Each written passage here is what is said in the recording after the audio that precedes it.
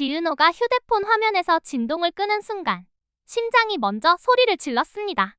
가까운 친족 가능성 있음. 글자는 아주 작았는데요. 그 작은 글자가 지은호의 하루를 한번 접어서 뒤집더라고요. 기쁜가 싶었는데 기쁘지 않았고 슬픈가 싶었는데 슬프지도 않았습니다. 지은호는 자신에게 물었는데요. 내가 지금 누구한테 빚을 진 것처럼 느껴지는 건 왜일까? 그 질문이 서늘하게 남았습니다. 이지혁은 같은 시각 서랍에서 낡은 메모를 꺼냈습니다. 파혼 이후 공사판에서 만난 형님이 적어준 한 줄. 버둥대는 걸 포기하라는 말을 믿지 마라. 이지혁은 그 문장을 손으로 펴다 접었다 했는데요. AP그룹 인수 구조표를 다시 그리면서도 머릿속 한가운데에는 지은호가 걸려 있었습니다. 소개팅 소식에 질투로 내뱉었던 나 너 잡아야겠다. 가 부끄러운 직진이었는지 늦지 않으려는 용기였는지 스스로도 헷갈렸거든요. 이지혁은 정리했습니다. 어쨌든 오늘은 숫자보다 사람이 먼저다. 말은 그렇게 했는데요. 손이 다시 숫자로 갔습니다. 그는 그런 사람이었고 그래서 또 살아남아 왔습니다. 박성재는 서류 봉투를 들고 모먼트 M&A 하성국 파트너를 만나고 있었습니다. 우정과 투자 사이에서 선을 그어야 한다는 말에 가볍게 웃었는데요. 제가 금수저라 그런지 선이 자꾸 금으로 보입니다. 하성국이 피식 웃었고 박성재는 바로 진지해졌습니다. 장난은 여기까지로 할게요. 지혁이 판을 키웠고 저는 그 판에서 우정을 지키고 싶습니다. 다만 장부에도 우정을 적게 해주세요. 부탁처럼 들렸는데요. 사실은 경고이기도 했습니다. 우정만 믿고 뛰다 보면 상처가 나도 영수증이 남지 않거든요. 이수빈은 팀 메신저에 파일을 하나 올렸습니다. 제목은 간단했는데요.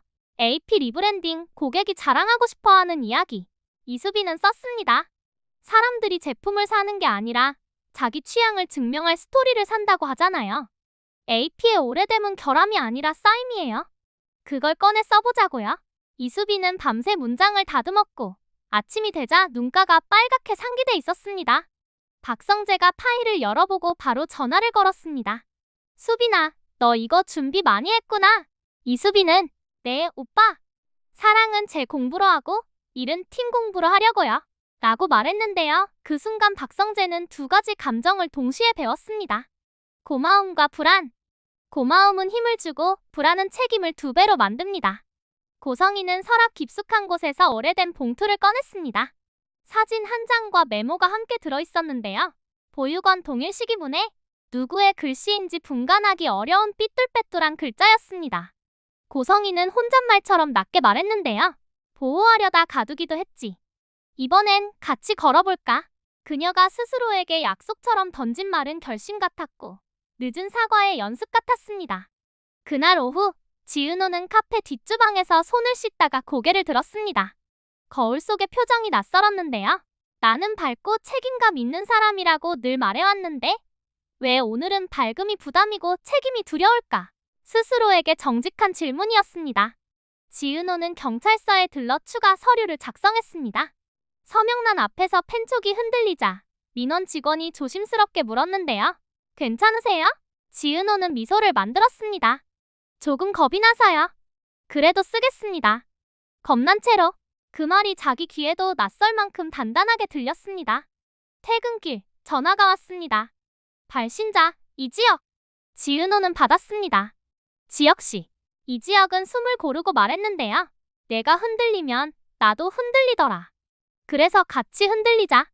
오늘은 그 말만 하려고. 의외로 간단한 문장이었습니다. 지은호는 그 단순함이 고마웠습니다. 나 오늘 조금 겁났어요. 알아. 나도 겁나. 둘은 더 말하지 않았는데요. 이상하게 충분했습니다. 말이 적을수록 마음은 정확해질 때가 있거든요. 그 시각 조옥래가 기침을 심하게 했고 김장수는 소화기를 붙들고 허둥댔습니다.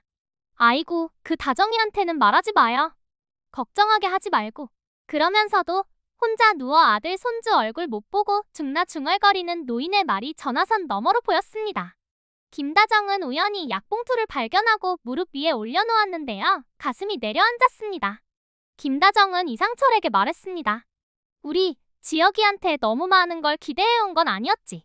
이상철은 고개를 끄덕였는데요. 그놈은 꾸물거리는 게 주특기야. 근데 그 꾸물거림 덕에 사람을 살리는 때가 있더라고. 부모의 믿음은 기이할 만큼 오래갑니다. 느리고 단단하게 뒤에서 등을 떠밀어줍니다. 다음날 AP 실사가 시작됐습니다. 하성국은 지표를 넘기면서 담담하게 말했습니다. 특정 거래선에서 비정상 유동 흔적이 잡힙니다. 매각가를 올리려는 누군가의 장난일 수도 있고 아니면 자연 변동일 수도 있죠. 이 지역의 표정은 변하지 않았는데요.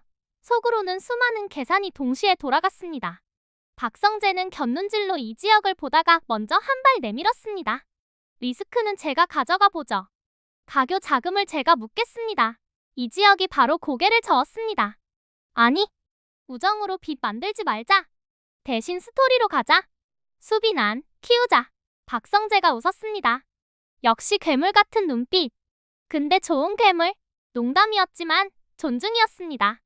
이수빈은 바로 팀 브리핑을 열었습니다. BEB로 굳은 무릎을 BEC로 스트레칭하는 게 목표예요. 고객이 찍고 올리고 자랑할 사연을 만들어줘야 해요. 오래된 못, 헤라 자국, 나무결 긁힘, 살았던 집의 흔적을 AP가 복원해서 살게 되는 집의 자랑거리로 바꿔요. 이름은 살집 프로젝트 어떠세요? 누군가 감탄했고 누군가 메모를 더듬었습니다. 이 지역이 짧게 말했습니다. 좋다. 그리고 지은호에게 쇼룸 동선 검수 맡기자. 누군가 고개를 들었습니다. 사내 이해상충 아닌가요? 이 지역이 그대로 대답했습니다. 그래서 난 빠질게. 내가 빠지면 공정해진다. 난 오늘 결정권에서 자진 배제. 그 말에 회의실 공기가 달라졌습니다. 말로 하는 사랑은 누구나 하지만 구조로 증명하는 사랑은 쉽지 않거든요. 박성재가 아주 작게 중얼거렸습니다. 야, 이 지역. 이런 식이면 내가 더 미안해진다. 그 미안함은 곧 신뢰가 되었습니다. 저녁 고성이가 카페 앞에서 서성이다 들어왔습니다. 지은호가 놀란 눈으로 마주했는데요. 고성이는 서둘러 말하지 않고 먼저 물 한 잔을 마셨습니다. 혹시 무서우면 내가 같이 가줄게. 지은호는 묻고 싶었습니다.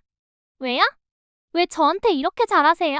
고성이는 미세하게 웃었습니다. 예뻐하려다 가둔 게 있어서. 설명 같았고 사과 같았고 오래 묵힌 고백 같았습니다. 지은호는 천천히 고개를 끄덕였습니다. 근데 이번엔 제가 먼저 걸어볼게요. 무섭긴 한데 무서운 채로. 고성이는 그래 라고만 답했습니다. 보호가 통제가 되지 않으려면 먼저 멈춰야 한다는 걸 그녀도 배웠거든요. 그날 밤 지은호에게 두 번째 문자가 도착했습니다. 보육원 기록 동일 시기 유사 사례 한 건. 면담 요청. 연락시 보호자 요청 메모 있음. 숫자 뒷자리 2개가 이상하게 익숙했습니다. 어디서 들었더라? 어디서 봤더라? 머릿속에서 어떤 목소리가 낮게 겹쳤습니다. 버린 게 아니라 잃어버린 거면요? 그 문장이 현관문 앞에 서서 노크하는 것 같았습니다. 말미의 밤 공기. 네 사람이 각자 다른 문고리를 잡았습니다. 이 지역은 계약서에서 자신의 이름을 한 칸 옮겼고 박성재는 서랍에 담보 서류를 넣었다 닫았습니다. 지은호는 면담 안내장을 가방 맨 안쪽에 넣었고 고성이는 낡은 봉투를 다시 접어 맨 윗칸에 올려두었습니다. 아직 아무도 문을 열지 않았는데요. 그래서 더 큰 소리가 났습니다. 마음이 먼저 문을 두드렸습니다.